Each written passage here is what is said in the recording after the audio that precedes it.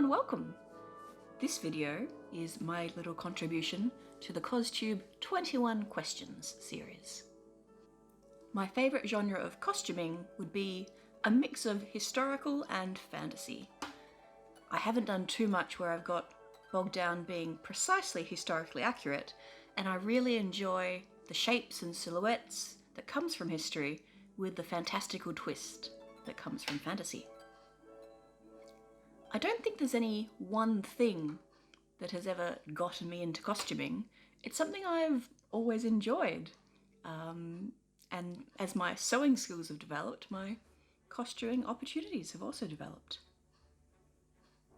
I'm really looking forward, when the world allows, to travelling to New Zealand. My partner and myself plan a little bit of hobbiting around, which I am very excited to do. I've already started to a certain extent on our hobbit wardrobe, and that's something we're going to continue to develop over time. And hopefully I'll have more videos about that process as well. That's the plan. I suppose a range of people have taught me my crafts. When I was very little, my mum and grandmother would sew with me. In year 11, I made my school formal gown with the assistance of a friend's mother, who was absolutely amazing. More recently, and something that was a big push in my development of my costume ability, was taking several corset classes with Luana of Van Yanis. She is a master craftsperson and makes beautiful, beautiful corsets. I do a mixture of commercial patterns, draping and drafting. I do like patterns, particularly for corsets. I know there's a big push for drafting your own, and that's great. It's just not something I really love doing. I mean, I'll tweak, I'll do the mock-ups, I'll make the adjustments I want to do, change the lines, like in my castle corset, but yeah, I'd rather just start with a pattern for those. But then for other more flowy things, draping and drafting works well. I would say I'm team cut.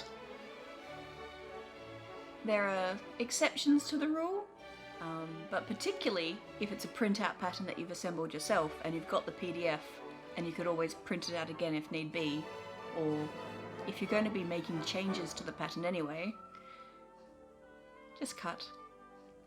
Tracing is a lot of work.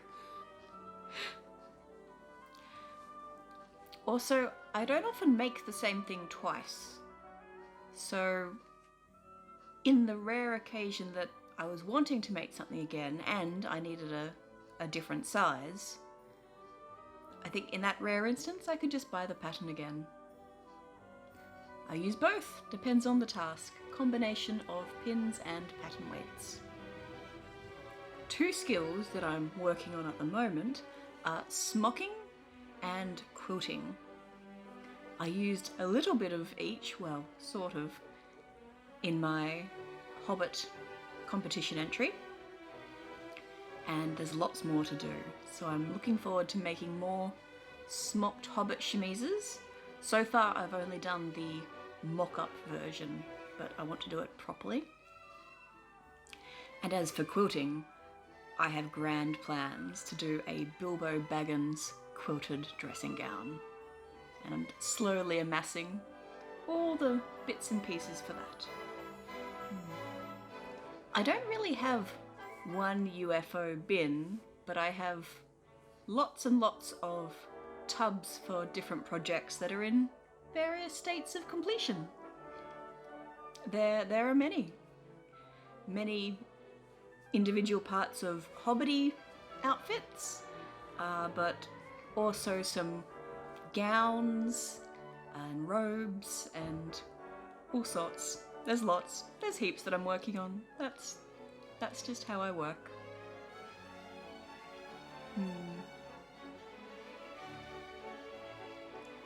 I'm not sure it's really a pet peeve, but when people don't put bones in their corset mock-ups, then I just go internally.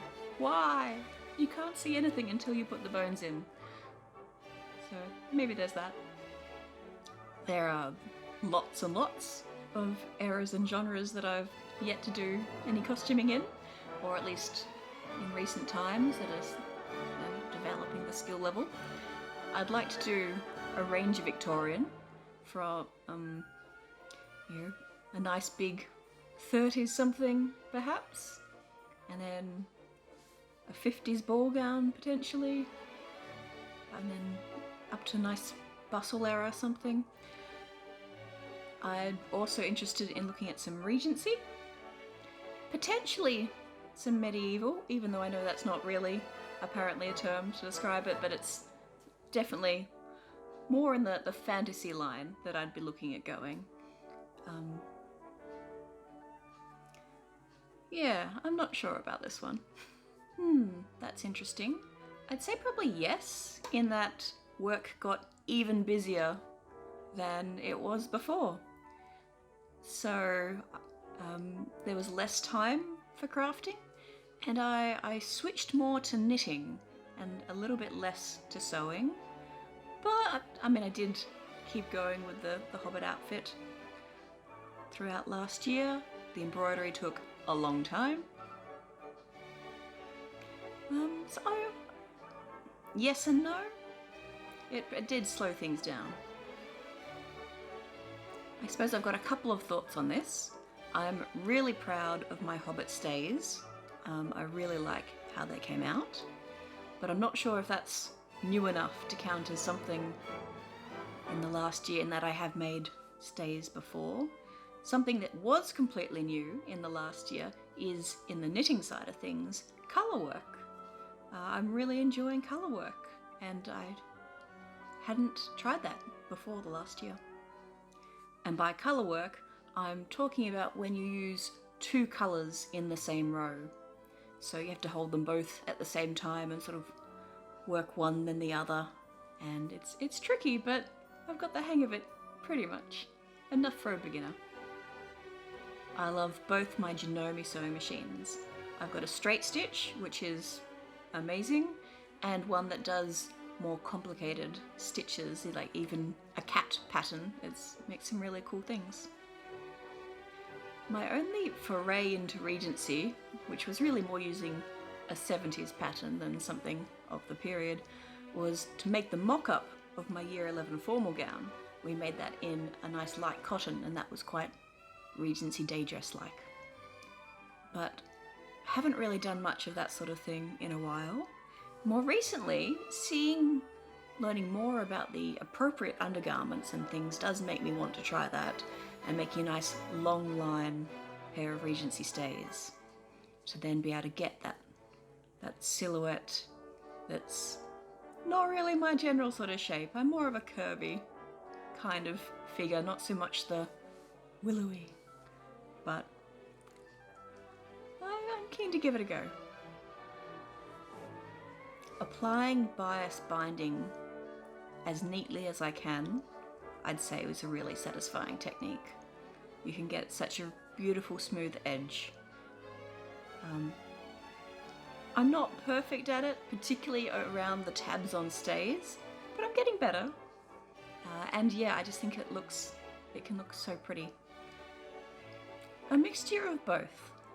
I certainly have a lot of fabric that has spoken to me, that has been directed into the different tubs for different projects that I have in mind for one day.